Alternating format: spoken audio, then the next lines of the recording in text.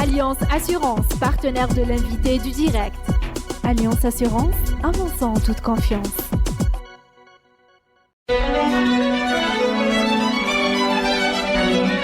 Pour bien s'entendre, il faut bien s'écouter. Rendez-vous sur M, la petite radio du Grand Maghreb. Amis auditeurs, bonjour. L'invité du direct se retrouve ce matin avec M. Mohamed Ali Diahi, directeur du BIT pour la région du Maghreb. Monsieur Diahi, bonjour. Bonjour. Merci d'être avec nous. Hassan Haddouche nous accompagne ce matin. Hassan, bonjour. Bonjour. Alors, Monsieur Diahi, vous dirigez vous êtes représentant de l'Organisation internationale du travail pour la région du Maghreb. C'est extrêmement important. Vous avez fait une expérience au préalable en Afrique de l'Ouest. D'ailleurs, il en est sorti un livre que vous venez d'éditer à compte d'auteur. Ça s'appelle « Dynamique de l'économie informelle en Afrique de l'Ouest ». Le livre est extrêmement intéressant. Vous avez une vraie connaissance de cette problématique de l'informel.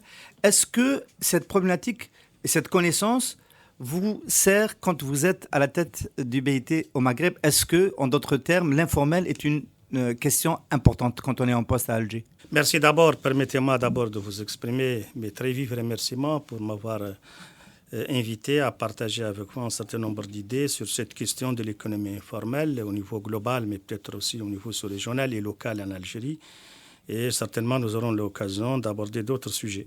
Je voudrais également saisir cette opportunité pour saluer vos auditeurs et saluer toute la presse algérienne. Et nous avons en mémoire tout le combat qu'elle a mené dans ce pays au cours des dernières années. Pour revenir sur votre question, il est évident que l'expérience et la connaissance que j'ai au niveau international et sous-régional de la problématique de l'économie informelle, à la fois de la connaissance de ses causes, de ses définitions, de ses passerelles de communication et parfois même de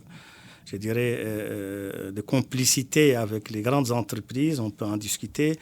Toute cette connaissance est extrêmement utile pour moi en tant que directeur en charge des pays de l'Union du Maghreb, dans la mesure où dans cet espace géographique, il y a effectivement l'une des caractéristiques du marché du travail, c'est la prédominance encore de l'économie informelle. Dans les 5 pays... Mais ça n'a rien à voir avec l'Afrique de l'Ouest. Moi, j'ai un peu voyagé dans les pays de l'Afrique de l'Ouest. On a l'impression quand même que c'est l'économie formelle qui représente une sorte d'îlot dans un océan d'informel. En termes de nature, la caractéristique est assez semblable. En termes de niveau de taille, elle est complètement différente parce que dans certaines économies de l'Afrique de l'Ouest, l'économie informelle représente jusqu'à 70%, 80% du PIB, jusqu'à 90% des emplois. Au niveau des pays de l'Union du Maghreb, et je laisse de côté le cas de la Mauritanie, où les chiffres sont plus proches de l'Afrique de l'Ouest, nous sommes à un niveau beaucoup moins important, mais qui est quand même relativement important. Et je dirais, il est tellement important qu'il faut bien s'en occuper, parce que si on ne s'occupe pas de lui, il s'occupera de nous. Alors, vous dites dans votre livre, à un moment donné, que pendant longtemps, les gouvernements étaient permissifs avec le secteur informel, et puis il est arrivé un moment où ils se sont mis ils ont changé d'attitude, ils se sont mis à réprimer. Pourquoi ? Je ne dirais pas. Je pense que ce que j'ai dit, c'est que le regard porté par le politique sur l'économie informelle a évolué dans le temps et dans l'espace. Au début des années 70, avec les premières apparitions des études sur l'économie informelle pour déterminer ses caractéristiques, l'ensemble des acteurs, y compris le politique, mais aussi même les économistes, avaient dit que c'est un phénomène transitoire, passager, c'est un accident, c'est un dysfonctionnement qui va absolument disparaître par le jeu du temps. Tout simplement, il s'agit d'avoir un taux de croissance élevé et durable, exactement comme l'emploi, pour l'absorber naturellement. On s'est rendu compte par le temps qu'il n'est pas aussi accidentel et temporel que cela, et qu'il est devenu une réalité socio-économique dont il faut s'occuper. D'ailleurs, vous rappelez ce phénomène de je continue sur la question du changement du regard, parce qu'il est important sur le plan de l'analyse, je dirais, socio-économique et même politique.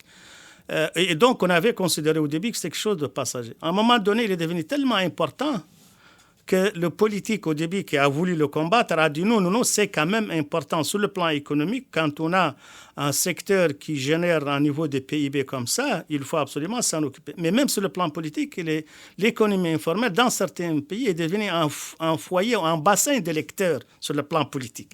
Et donc, le combattre est devenu contre-saison sur le plan du marketing politique. Et donc, on a dit il faut qu'on s'en occupe.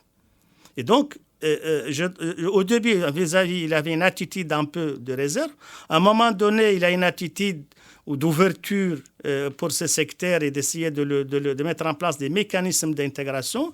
Et aujourd'hui, effectivement, le regard porté à l'économie formelle n'est pas négatif, il est positif, mais il y a, disons, deux regards. Il y a ceux qui le voient côté jardin et qui considère qu'il donne un certain nombre d'avantages par sa flexibilité, par l'accessibilité, par le niveau de capitalisation, et que donc c'est la normalité en quelque sorte, que donc il faut le prendre. S'accommoder. D'autres le voient plutôt comme un secteur concurrentiel où les emplois ne sont pas protégés, où le niveau technologique est faible, où la taille de l'entreprise est faible.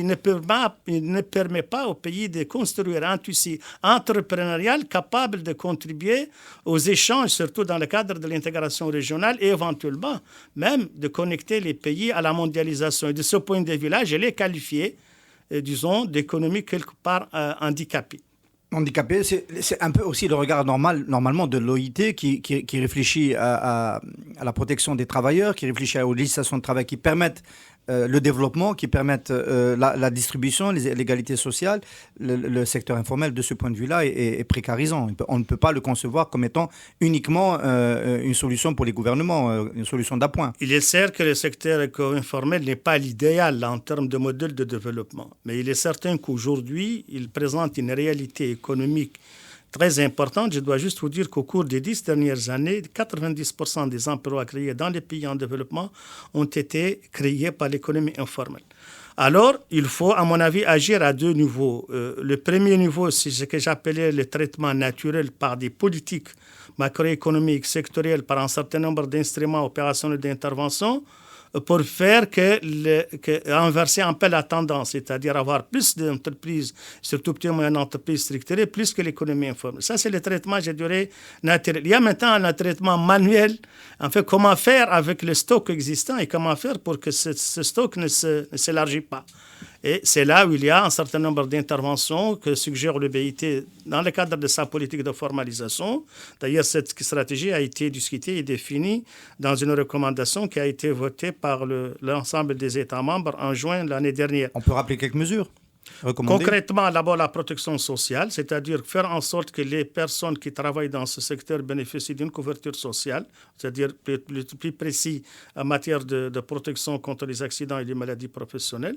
Il s'agit également d'envisager des passerelles de manière à introduire des doses, disons, de traitement permettant à la partie, je dirais, la haute partie de l'économie informelle, ce que j'ai appelé dans mon ouvrage, la partie dynamique de l'économie informelle, c'est-à-dire là où il y a des unités qui ont un potentiel de croissance et qui, moyennant un certain nombre d'actions, notamment sur la formation, sur les outils financiers, sur éventuellement l'accès à des marchés publics dans le cadre d'un mécanisme, disons, délégué ou consensuel, cette partie-là peut constituer un véritable bassin, peut constituer un levier des petites et moyennes entreprises qui serviront, disons, de matière première pour développer les PME, PMI. C'est peut-être, à mon avis, il faut aller avec une certaine progressivité dans ce mouvement de migration de l'informel vers l'économie moderne. Alors, on va quand même vous poser une question sur une des actions qu'a mené le gouvernement algérien pour essayer de formaliser une partie de ces activités-là.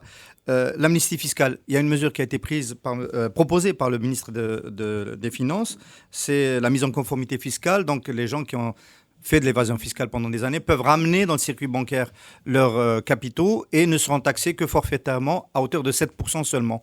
De votre expérience que vous avez sur l'informel, est-ce que ça peut marcher? Est-ce que c'est suffisant? D'abord, votre question m'amène à préciser deux concepts sur cette question de l'économie informelle. L'économie informelle, il y a une partie qu'il faut combattre.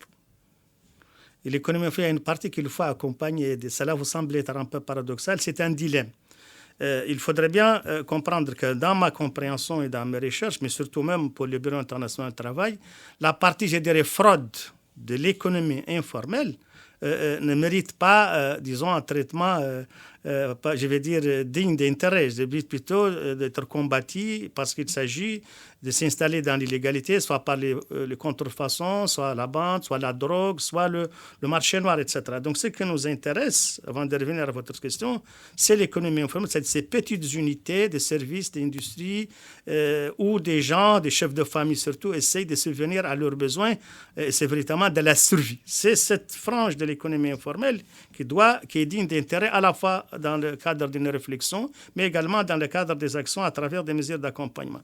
Oui, je pense que les mesures prises, pour revenir à votre question, par le gouvernement algérien récemment, pour essayer de faire migrer cette économie informelle vers le moderne, y compris la mesure fiscale, mais la mesure fiscale n'est qu'un élément, un segment d'un ensemble de mesures. Je rappelle également les mesures par le gouvernement pour l'assurance, pour la protection sociale ou la sécurité sociale, qui permet à quelqu'un de payer un montant forfaitaire aujourd'hui et il bénéficie de la sécurité sociale. Je parle des mesures prises pour la protection sociale ou la sécurité sociale dans l'économie informelle qui ont été prises l'année dernière, et je parle également des mesures spécifiques vis-à-vis des étudiants. Je pense que, en tout cas, pour revenir sur la mesure, je pense que dans beaucoup de pays, l'amnistie fiscale a permis de sortir de l'illégalité et a donné aux gens l'envie de sortir. Mais comme le dit Fernando, pour entrer les gens dans le droit, encore faut-il que ce droit soit accessible. Vous parlez de Hernando de Soto. Tout à fait. Il y a un bilan tout récent, là, tout frais, qui a été établi ce matin par le directeur général des impôts à la radio, qui nous a expliqué qu'il y avait 250 personnes, disons, qui avaient donc qui étaient entrées dans le dispositif, disons, à fin 2015. 250 personnes. Mais enfin, comme la mesure court jusqu'à fin 2016, il espère qu'au cours des derniers mois, disons, de l'année, il y aura plus de candidats, disons. Oui, vous avez les chiffres du directeur général des impôts, ça c'est le plan des recettes fiscales. Je pense que quand on regarde l'évolution des recettes fiscales ces derniers mois, je pense que cette mesure a contribué certainement. Mais je le vois aussi moins sous l'angle de la sécurité sociale, de la protection sociale. Les personnes également qui récemment ont régularisé leur situation, ce que les auto-entrepreneurs, disons en tout cas des personnes qui étaient en marge de la légalité, et avec également les mesures prises en matière de protection sociale, qui ont régularisé la situation vis-à-vis des caisses d'assurance, a créé une situation, j'ai suivi un peu ce qu'a dit récemment le directeur général de la Caisse de sécurité sociale, a également créé une situation tout à fait, un mouvement favorable, pas seulement en termes de nombre d'adhérents, mais également au niveau des équilibres même de la Caisse en termes de recettes, elle en a besoin. Les dernières mesures ont créé un mouvement favorable, on n'a pas de chiffres, non? Les chiffres ont été donnés récemment, je les ai vus il y a 2 ou 3 jours dans un journal par le directeur général de la CNAS. Parce que je n'ai pas en tête les chiffres exacts, mais il y a à la fois donné des chiffres importants sur le nombre d'adhérents qui ont rejoint la Caisse dans le cadre de ces mesures transitoires prises par le gouvernement, mais également il a donné des mesures, je crois qu'il y a un chiffre qu'il a donné sur l'augmentation des recettes qui est impressionnant et qui est dû à l'effet de ces mesures. Oui, alors justement, est-ce que finalement, pour formaliser, le meilleur argument, c'est pas celui de rappeler aux travailleurs qui sont dans l'informel que leur avenir est quand même complexe, c'est-à-dire qu'il y a une bombe à retardement qui s'appelle le 3e âge. On sait tous que la tendance est quand même au rallongement de la durée de vie, même y compris beaucoup dans les pays en voie de développement, et qu'aujourd'hui, ceux qui ne sont pas assurés, ceux qui n'ont pas cotisé pour la retraite, doivent s'attendre à une fin de vie active ou post-active très très compliquée parce qu'ils n'auront pas de revenus, alors que ceux qui auront cotisé... Est-ce que ce n'est pas l'argument numéro 1 qui peut permettre de pousser à la formalisation ?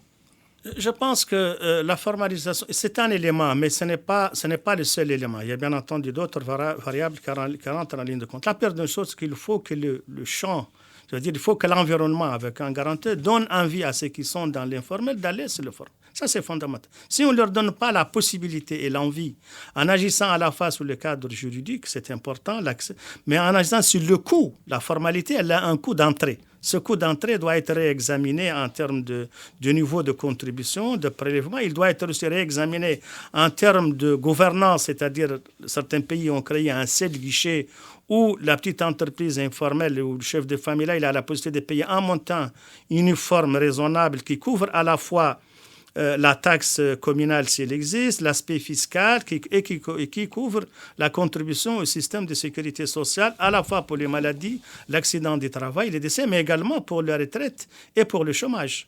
Donc, il y a des expériences avérées dans ce domaine. Et donc, pour revenir sur la question... Le coût de la formalisation en Algérie, vous considérez qu'il est trop cher ?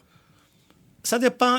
J'évite de comparer. D'abord, je pense qu'on ne peut pas comparer l'offre algérienne en matière de sécurité sociale avec les autres pays arabes, y compris dans l'espace du Maghreb. Il faut comparer ce que contient l'offre en matière de sécurité sociale. Vous êtes aujourd'hui effectivement à 34% et quelques de prélèvements. Mais il faut regarder ce qui est dedans. Moi, je suis plus intéressé par l'attractivité de l'offre que par le coût de l'offre. Et cette offre, elle est aujourd'hui attractive dans la mesure où elle couvre l'assurance classique, je veux dire, mais également, elle comporte, il ne faut pas l'oublier, que la CNAS, elle comporte également à peu près 15% pour le chômage. Il y a également un autre niveau pour la retraite.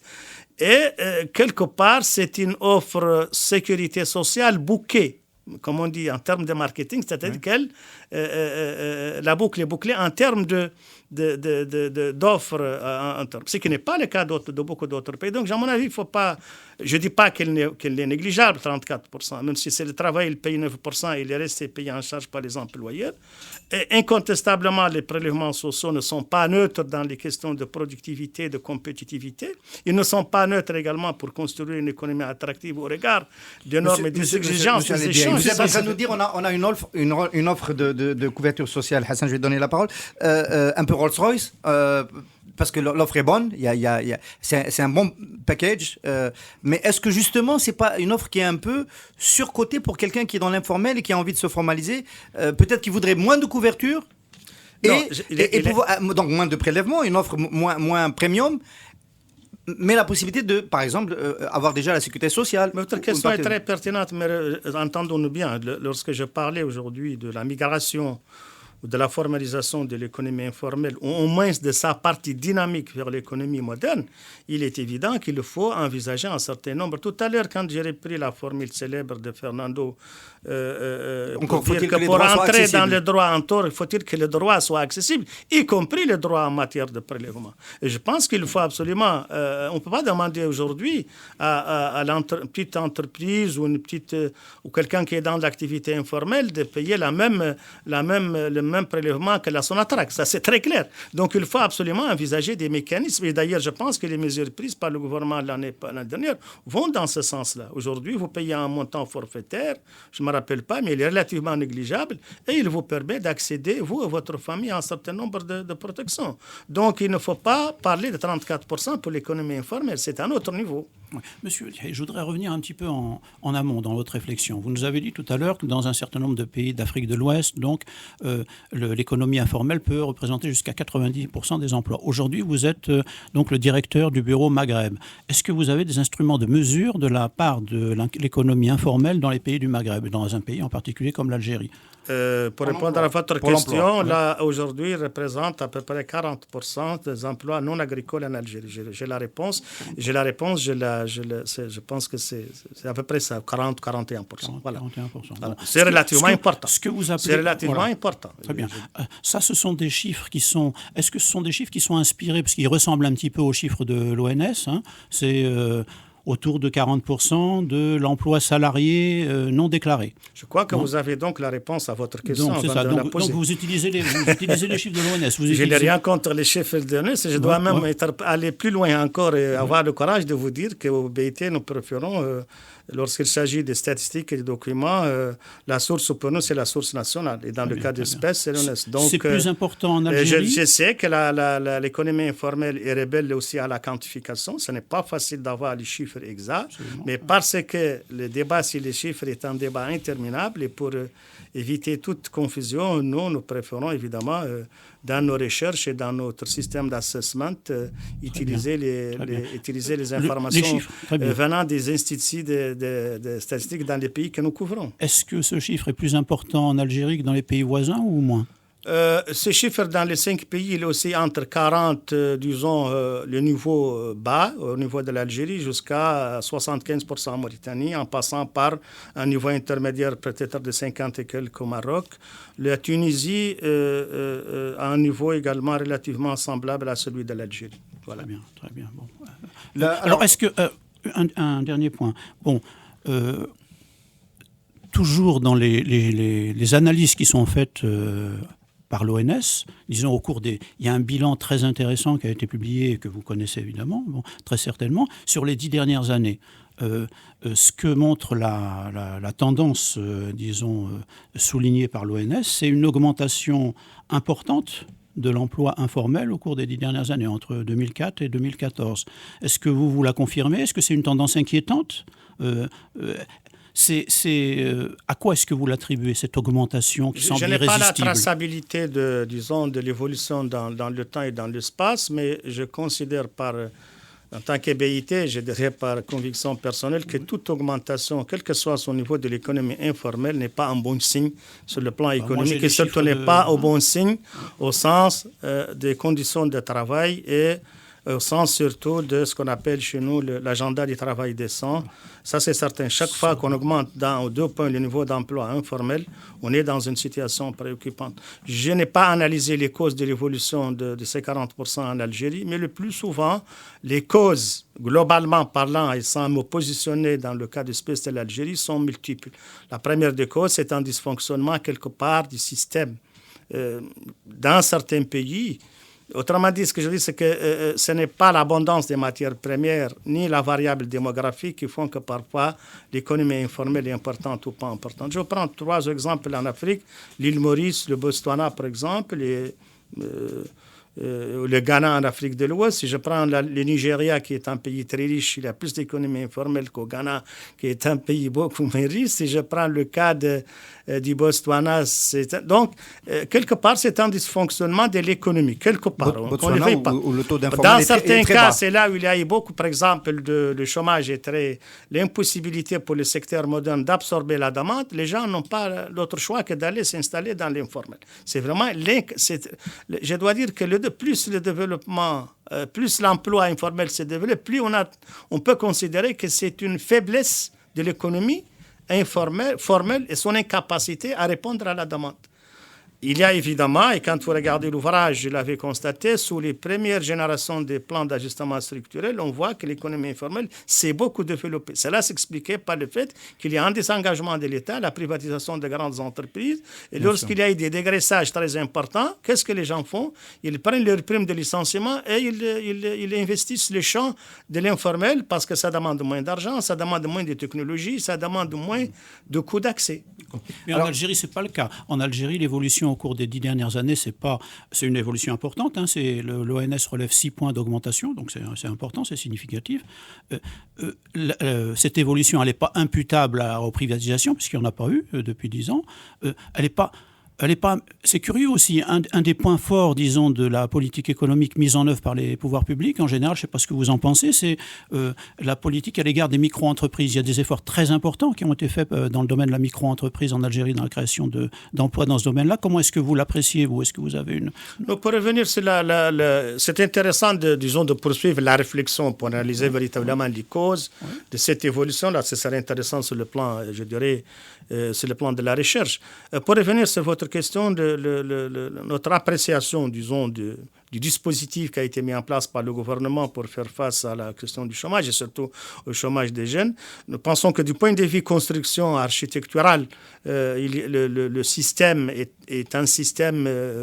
disons, rationnel, pertinent, à la fois par sa complémentarité, mais son caractère, je dirais, systémique, parce qu'aujourd'hui, les jeunes ont la possibilité d'avoir des structures d'accueil. Donc, c'est important d'accueillir et d'orienter ceux qui veulent créer de... Nous parlons surtout du mécanisme. Le deuxième important, c'est le financement. Lorsque vous avez votre projet, vous avez besoin, parfois vous avez une part d'autofinancement, parfois vous n'en avez pas. Le système vous permet d'accéder à des outils financiers qui sont accessibles à la fois en termes de disponibilité et de coût. Et vous avez l'accompagnement, c'est-à-dire accompagner les jeunes créateurs d'entreprises dans leurs premiers pas, qui sont souvent des pas difficiles, avec des flux et des reflux. Donc, cette architecture-là est bonne, cette architecture-là est l'une des meilleures, en tout cas dans les pays africains et arabes que je connais. Quel résultat elle a produit? Je pense qu'au moment où elle a été mise en place, le taux de chômage des jeunes était de l'ordre de 34%. Ce taux a gagné 10 points, c'est-à-dire en 2014, il est retombé à 24,6. Aujourd'hui, il est à 29, quelque chose. Non, tout à fait. Mais c'est juste pour vous dire que sur le plan de la construction conceptuelle, c'est un très bon montage. Sur le plan du résultat, nous sommes aujourd'hui à 29% et quelques. Mais au moment où ce dispositif a été conçu, a commencé à travailler, on était à 34. On a quand même gagné un certain nombre de points. C'est vrai que ce système pose le problème de sa durabilité, parce qu'il est quand même à très forte dose de transfert monétaire Et la question, c'est d'assurer sa continuité et sa durabilité. Est-ce qu'on peut supposer qu'il y a une partie de ce dispositif, on parle du dispositif ANSEJ, qui a pu alimenter l'informel, parce que le taux d'échec, ça peut déboucher sur des activités qui passent du formel à l'informel. Notamment pour ne pas avoir à rembourser. Probablement certaines entreprises, mais normalement, la plupart, l'essentiel des activités financées dans ce cadre sont des entreprises qui déclarent leur personnel. Je ne pense pas qu'il a servi, le dispositif a servi à avoir une influence sur les statistiques. Je ne dirais pas qu'il y a certaines impuretés quelque part, quelques entreprises, mais je pense qu'il faut analyser l'évolution de cette économie informelle, probablement dans d'autres raisons ou d'autres motifs qu'il faut analyser. Une dernière question. Disons, on peut dire que la bouteille est à moitié vide ou à moitié pleine. Donc, vous nous avez dit 40% d'informels en Algérie. Ça veut dire aussi qu'il y a 60% de formels. Il y a 60% de gens donc, qui sont déclarés à la sécurité sociale, etc., de travailleurs. Alors, est-ce que... on a parlé tout à l'heure... Vous faites des extrapolations très rapides. Non. Je pense que c'est une extrapolation qui risque de biaiser les choses. Ce qu'il faut peut-être dire, et là, je vois plutôt la partie... je ne dirais pas la partie remplie, même pas à moitié, mais à peu près aux 3/4. Vous devez être fier aujourd'hui d'avoir au moins 85% de votre population qui bénéficie d'une couverture sociale. 85%. Pourquoi vous dites 85%? Pourquoi 85% de la population. Attention, je ne dis pas. Vous êtes à près à 37 millions de personnes aujourd'hui en Algérie qui bénéficient d'une protection sociale, d'une sécurité sociale. C'est important. C'est très important. Et quand vous parlez de travailleurs... Comment vous arrivez à ce chiffre? Comment vous arrivez à ce chiffre, 85%? C'est 85%. Et c'est les chiffres officiels du ministère chargé des Affaires sociales. Je travaille avec eux tous les jours. C'est les chiffres que j'ai du directeur général de la Sécurité sociale. C'est les collatéraux, c'est la famille? Non, ça intègre. Ce n'est pas que des salariés, c'est les ayants droit, bien entendu. C'est les salariés plus leurs ayants droit. Bien sûr, mais ça vous amène à 85% de la population. Et vous êtes aujourd'hui à 37 millions d'Algériens et Algériennes bénéficiant d'une couverture. Je vous assure que je ne connais pas beaucoup de pays arabo-africains qui ont ce niveau. La moyenne pondérée dans les pays au sud du Sahara, elle est de 10%. Vous nous avez parlé aussi de l'architecture du système de protection sociale en Algérie. Vous dites que c'est un système performant aussi. De quel point de vue? Pourquoi est-ce que... Non, d'abord, performant, c'est la chose. D'abord, j'analyse dans sa structure conceptuelle. Je trouve qu'il est bien monté parce que dans beaucoup de systèmes ailleurs, on a mis en place des structures, l'Agence nationale de l'emploi, l'Observatoire de l'emploi, en négligeant deux angles d'attaque, et je dirais deux leviers importants, l'accompagnement et le financement. Le système ou l'offre aujourd'hui algérienne, elle a l'avantage de couvrir à la fois la dimension, ce que j'appelle les skills, les soft skills, c'est-à-dire la formation, et le BIT contribue beaucoup dans cette formation-là. Elle intègre surtout le financement. Et ça, c'est un élément qui est absent dans beaucoup d'instruments et dans beaucoup de dispositifs dans les pays en développement. Donc, je dis que du point de vue conceptuel, elle est très bien... disons, l'immeuble est très bien structuré depuis la fondation.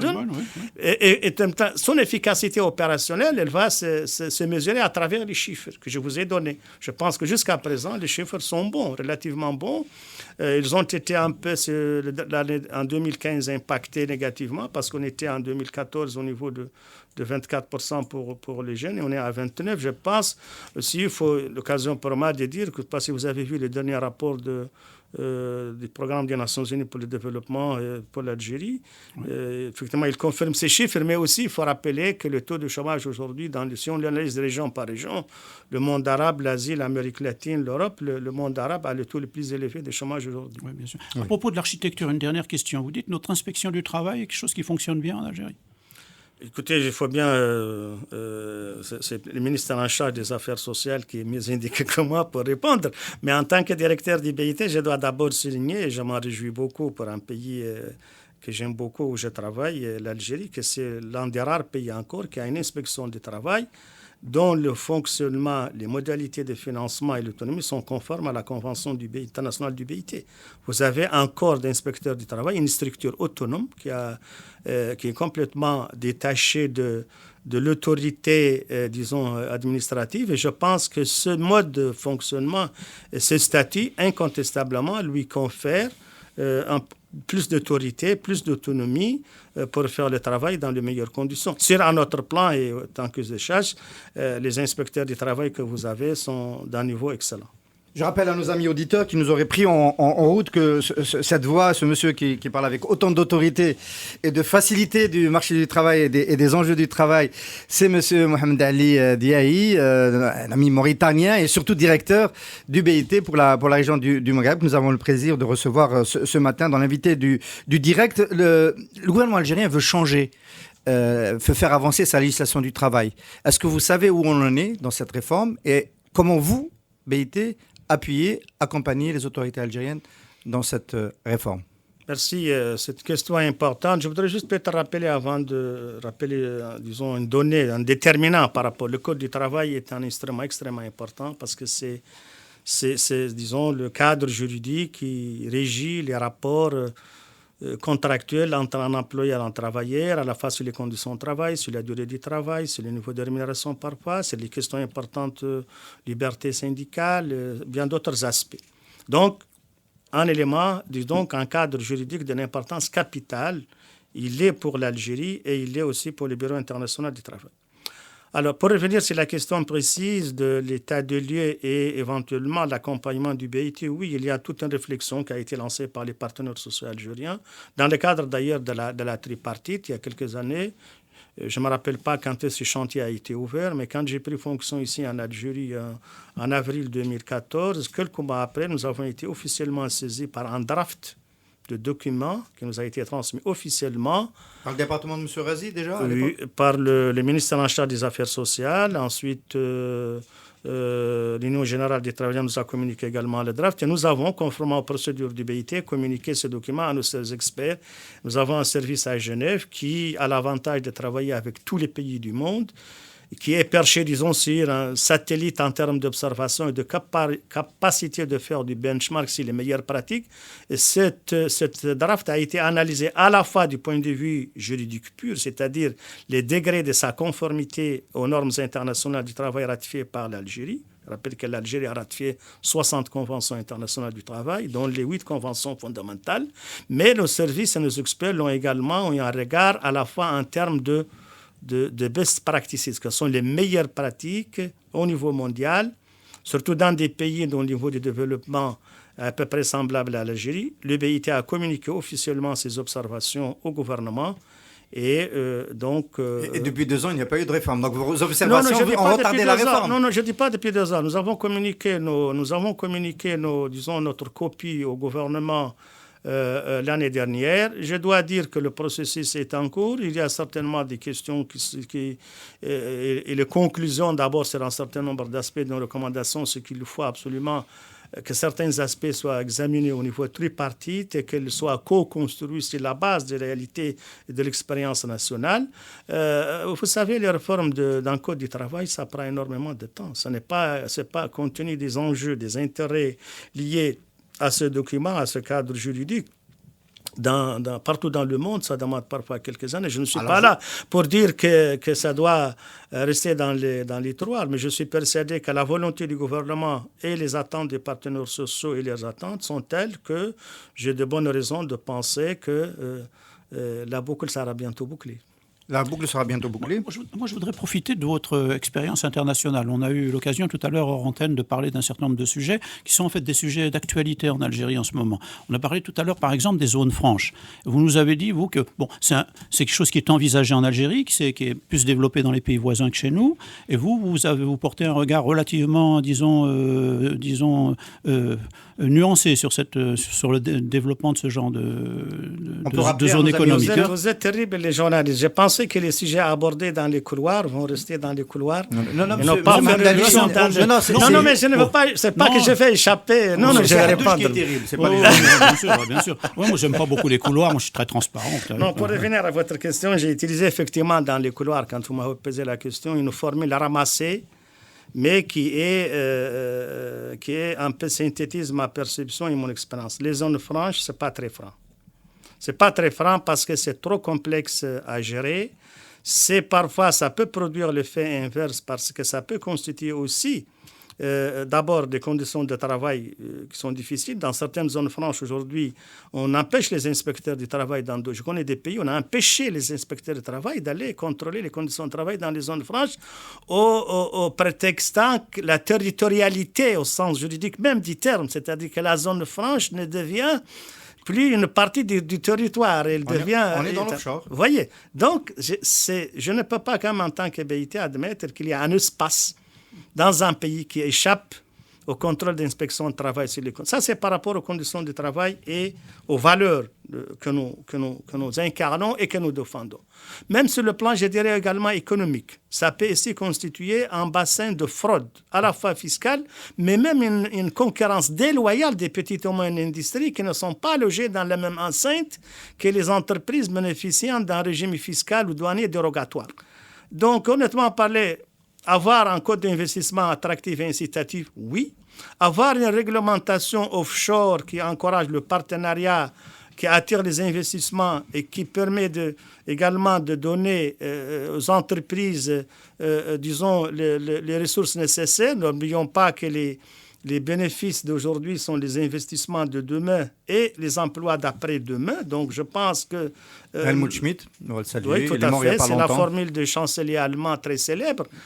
Donc, c'est là aussi cette formule qui permet de démontrer que le lien entre le capital humain et le capital est absolument un lien organique indispensable.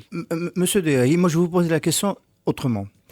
Est-ce que dans la compétition que se livrent les pays pour attirer des investissements étrangers, est-ce que le Code du travail est un facteur qu'on utilise pour attirer plus, en assouplissant, en réduisant la protection des travailleurs? Écoutez, vous savez, l'investissement extérieur, c'est comme il faut les séduire. Et pour les séduire, il faut lui offrir les meilleures conditions possibles. Ça, c'est la réalité. Bon, l'Algérie a son propre modèle économique et social qui est structuré par des rationalités auxquelles j'y adhère en tant que fonctionnaire du BIT. Il y a des limites, effectivement. Là, évidemment, le code du travail, le code des investissements, le code de propriété foncière, tout cela sont des instruments juridiques qui légifèrent les rapports, qui ne sont pas neutres, effectivement, dans l'attractivité de l'économie et que certainement un bailleur de fonds, je veux dire un partenaire potentiel pour l'Algérie et notre pays, va certainement analyser leur degré d'attractivité. Et je dirais même, je n'ai pas peur du terme, de flexibilité. Alors le Code du travail algérien, c'est un obstacle pour une partie des investisseurs étrangers en Algérie? Parce qu'il protège, peut-être qu'il surprotège. On rappelle à nos amis auditeurs qu'il a été revu en 1990, au moment des réformes du gouvernement Hamelouche. Peut-être qu'on était encore dans une période socialisante et qu'il surprotège. Il y a encore des organes paritaires dans certaines entreprises et une partie du patronat réclame qu'on supprime ces organes paritaires. C'est un débat national et je ne veux absolument pas du tout ni l'arbitrer parce que je n'en ai ni les moyens ni le pouvoir.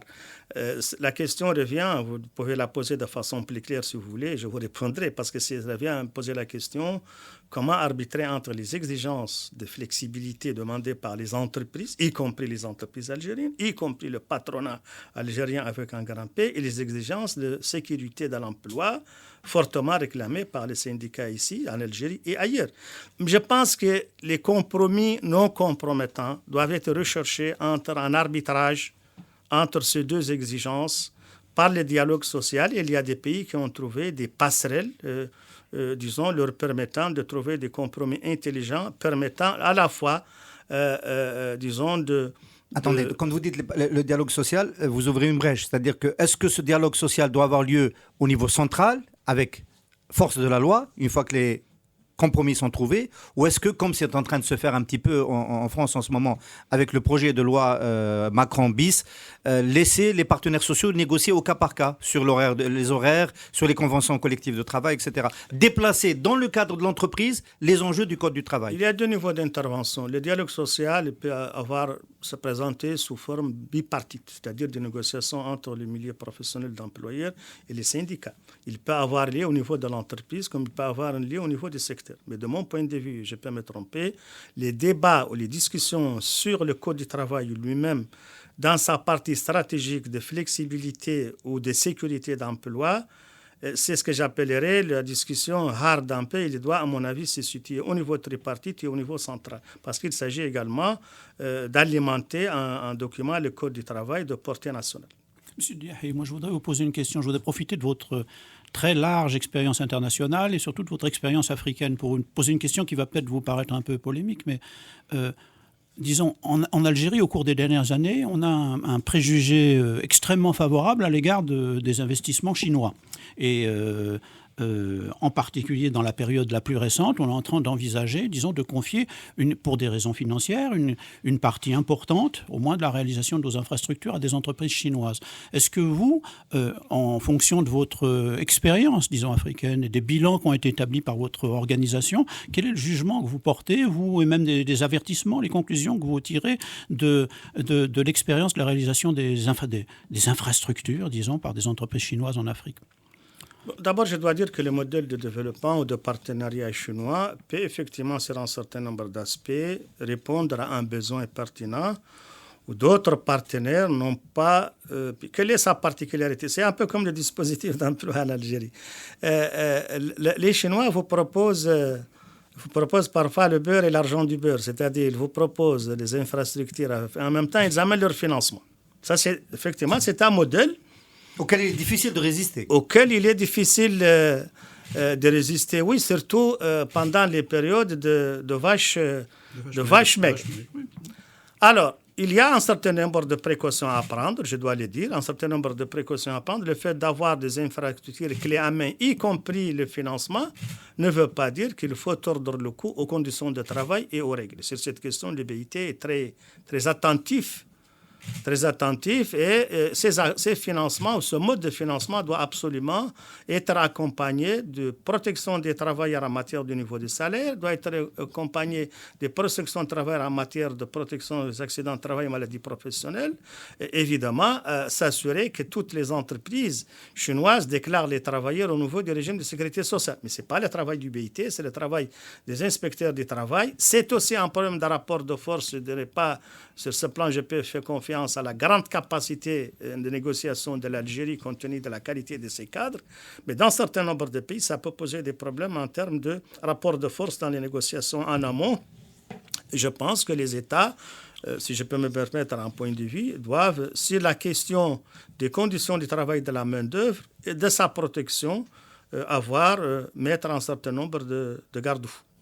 Qui n'ont pas été mis dans certaines expériences jusque-là en Afrique notamment Australie. Je ne peux pas être aussi affirmatif que vous. Je n'ai pas fait le point sur la nature des accords passés au niveau bilatéral. Ce serait intéressant de le faire.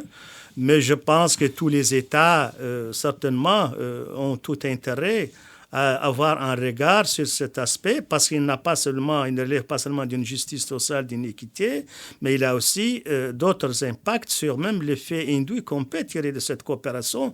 Par exemple, sur le plan de la formation du personnel, le transfert technologique, mais également sur le fait que cette population qui travaille dans des grandes entreprises constitue aujourd'hui un levier de financement du système de sécurité sociale. Elle peut également constituer un levier de recettes pour l'État. Donc, tout cela doit être examiné avec soin par les services de l'État en charge des situations. Se méfier de l'effet d'aubaine de l'investissement chinois, notamment pour le volant de travail. Voilà. Il faut se méfier de cet effet d'aubaine. Je ne dirais pas jusque-là, très honnêtement, parce que je considère que c'est un modèle économique qui a des avantages incontestables et incontestés. L'accessibilité, les conditions aujourd'hui, dans les pays en ont besoin, et surtout qu'il y a les ressources domestiques dans des pays, surtout par la détérioration des termes de l'échange et la baisse des prix de beaucoup de matières premières. Les pays ont besoin d'ouvrir un nouveau carrefour de partenariat. Et l'offre de point de vue-là de la Chine peut paraître utile et peut paraître même relativement intéressante. Par contre, il faudrait que l'offre de la Chine soit une offre bouquet, c'est-à-dire que la dimension sociale ou sociétale de ce partenariat soit examinée dans le cadre des accords bilatéraux, dans le cadre des conventions de négociation avec les États. Mais je ne peux pas affirmer que c'est un modèle qu'il faut éviter. Pourquoi? Je pense que c'est un modèle qu'il faut améliorer. Monsieur Mohamed Ali, malheureusement, nous n'avons plus beaucoup de temps pour développer les derniers points de cet entretien, mais nous allons quand même dire quelques mots sur des questions qui nous tiennent à cœur en tant que Maghrébins et en tant qu'Africains. Est-ce que vous considérez que les pays du Maghreb, dont vous assurez la responsabilité pour le compte du BIT, sont en train de devenir des pays receveurs de main-d'œuvre avec les nouveaux flux de main-d'œuvre, notamment subsaharienne, qui veulent transiter vers l'Europe, mais qui, dans certains cas, finissent par s'installer dans les pays du Maghreb? Oui, cette question que vous posez m'amène à parler un petit peu de la migration aujourd'hui dans sa globalité. On vient de publier un ouvrage, il n'y a même pas 2 semaines, avec le CREAD,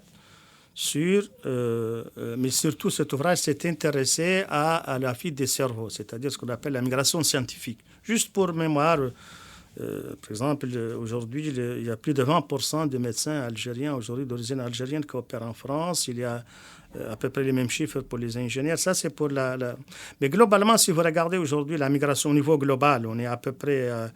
si vous regardez son effet, il peut avoir un effet positif en termes sur le plan économique, sur le plan des transferts. Il peut avoir un effet négatif parce qu'on peut considérer ça comme un détournement des ressources des pays vers des pays, vers pays du Nord. Et en quelque sorte, les pays du Sud sont devenus des bailleurs d'idées en termes de compétences pour le Nord, alors qu'il y a 30 ans, c'était l'inverse par le mouvement du Nord vers le Sud, ce qu'on a appelé l'assistance technique. Revenons maintenant sur le cas Alors, les pays du Maghreb ont, jusqu'à une date récente, été des pourvoyeurs de main-d'œuvre, surtout au niveau des pays de l'OCDE. C'est vrai pour des pays tels que le Maroc, l'Algérie et la Tunisie en particulier, un peu moins la Mauritanie et beaucoup moins l'Algérie. Vous savez qu'aujourd'hui, pour le Maroc, aujourd'hui, le poste d'exportation le plus rentable, aujourd'hui, ce sont les exportations invisibles du Maroc qui ont dépassé les recettes du tourisme et les recettes du phosphate. Cela vous donne un peu une idée de l'importance économique de cette migration.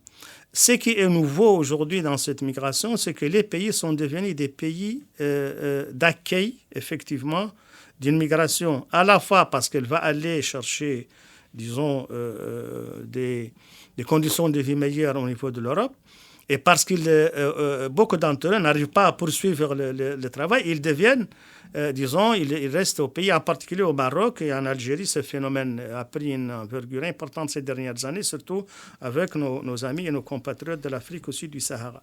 Mais également, c'est une autre caractéristique de la migration dans l'espace de l'humain. Les Algériens, par exemple, les Marocains ou les Tunisiens commencent à suivre d'autres trajectoires. Au lieu d'aller au nord, maintenant, beaucoup vont dans les pays du Golfe, certains, et donc ça pose également d'autres problèmes sur les conditions de leur utilisation, les conditions de leur séjour, c'est les accords entre les institutions de sécurité sociale. Je reviens à votre question en conclusion pour dire oui, l'espace du Maghreb aujourd'hui devient à la fois un pays pourvoyeur, mais un pays d'accueil de la migration. Alors, si vous dites qu'il l'est, ou il est en train de le devenir, est-ce que vous trouvez que la législation qui protège les droits des travailleurs immigrés est à la bonne hauteur? Nous avons un projet, justement, dont l'objectif est de travailler sur une veille juridique. Aujourd'hui, ce projet couvre l'Égypte, la Tunisie, la Libye et le Maroc. Et nous sommes en train de faire un travail d'analyse, justement. Pas l'Algérie? L'Algérie n'est pas dans ce projet, mais d'abord, sa législation de ce point de vue est relativement avancée. Je pense également que du point de vue... Vous trouvez que la législation algérienne est avancée pour la protection des accords, oui, au niveau des accords bilatéraux, l'Algérie, par rapport à une capacité, je dirais, de discussion, en tout cas, un certain nombre d'accords signés à débit, donne un certain nombre de protections.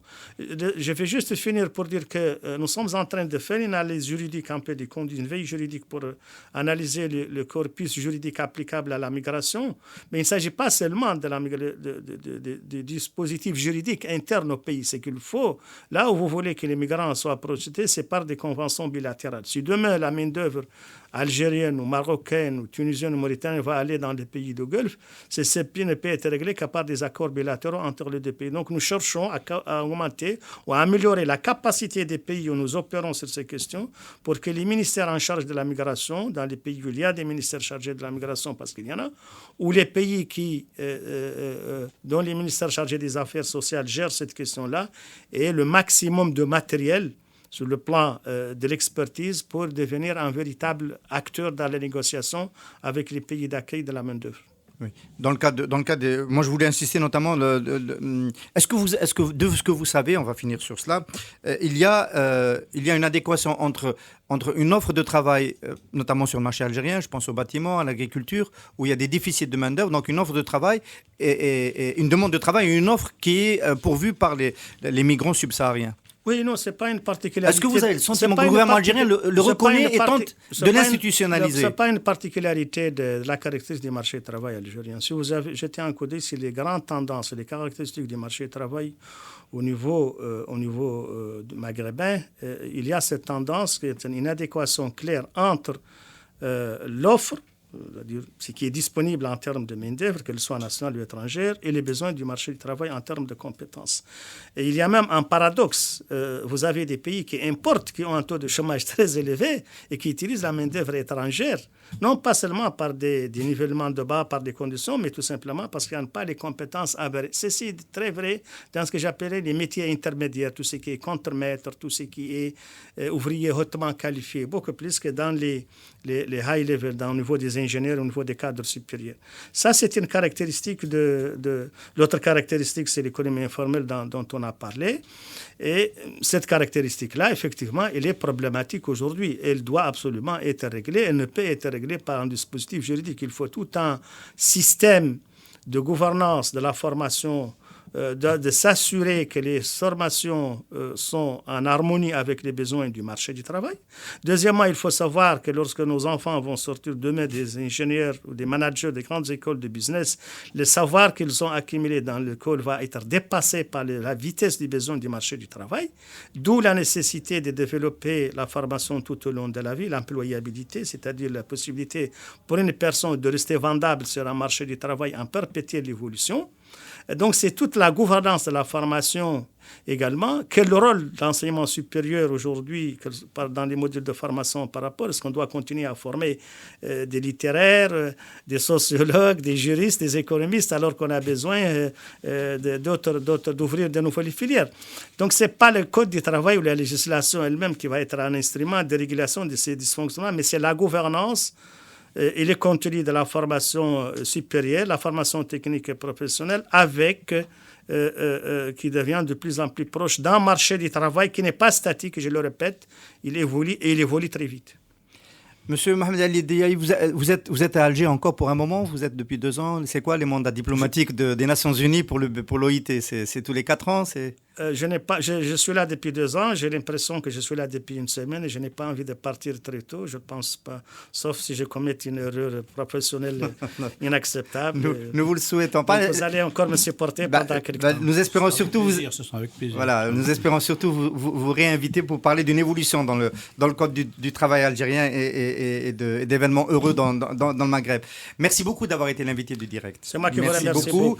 Je donne rendez-vous donc à nos auditeurs sur tous nos réseaux sociaux, sur notre site www.radio-du6m.net. Merci beaucoup de votre attention.